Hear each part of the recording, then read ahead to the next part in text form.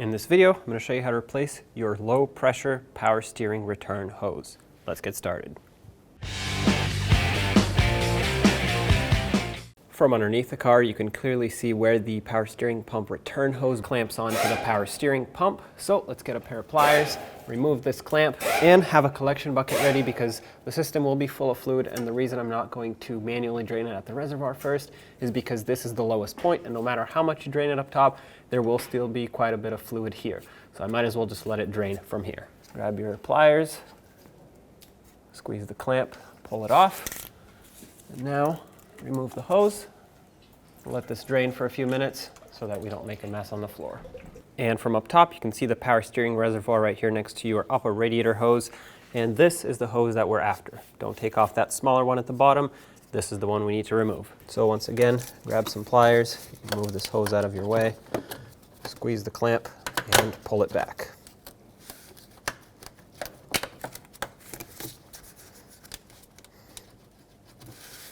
Looks like my clamp has locked in to the open position.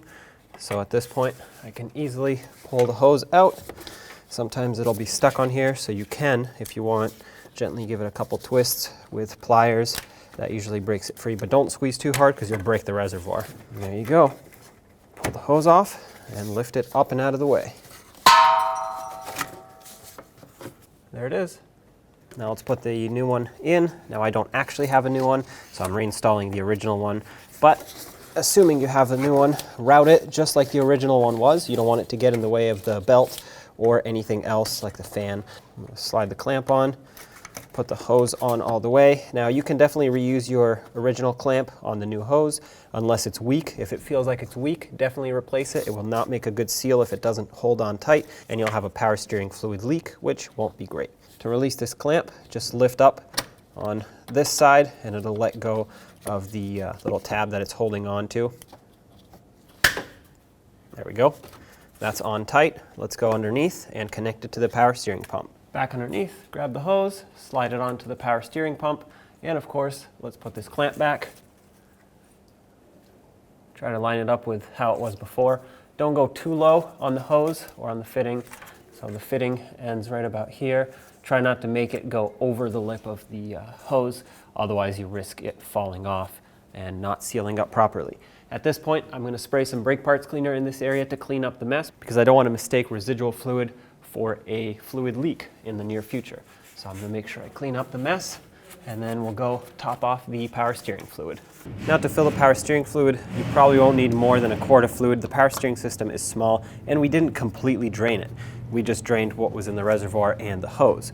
So take your Mercon 5 ATF, this being a Ford, it takes Mercon automatic transmission fluid, and fill it up to the maximum line. So you'll notice that it has a minimum and a maximum line on the reservoir. Go ahead and fill this, but don't overfill it. We do have to manually bleed the system once we're done filling, and I'll show you exactly how. Obviously, if you think you're gonna spill, use a funnel. It's bubbling up as I'm filling because air from the hose is coming out into the reservoir. So now that I'm approximately at my maximum line, I'm gonna go inside the vehicle and turn the steering wheel all the way to the left and then all the way to the right. This is called going lock to lock. And what this will do with the vehicle off, it will push the air from the system through the pump, up into the hose, and all the way out the power steering reservoir.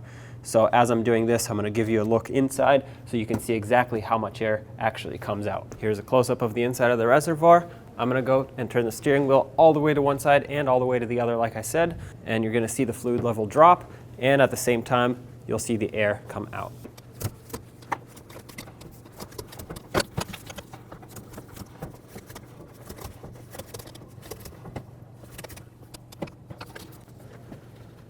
At this point, I'm gonna give this a minute to settle, and let's start the vehicle and see what the pump will suck into the system with the vehicle just idling. Don't turn the steering wheel yet. We will repeat this procedure with the vehicle running. Okay, here we go. Start the engine.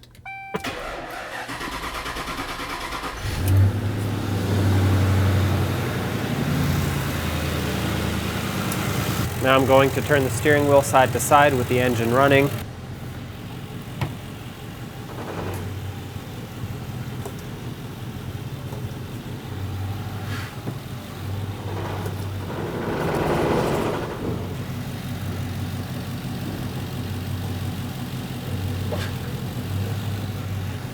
Definitely a lot of air.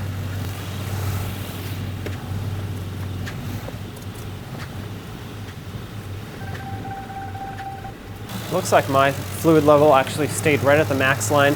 So what I'm going to do now is shut off the engine, let it sit, take it for a test drive after, and then recheck the fluid in a little bit. It looks like for now it's good. So let's go ahead and cap it off. And there you have it. When only the best will do, demand TRQ. The only company that lets you view before you do. TRQ is committed to offering the highest quality aftermarket auto parts that are engineered for peace of mind. Thanks for using and viewing with TRQ.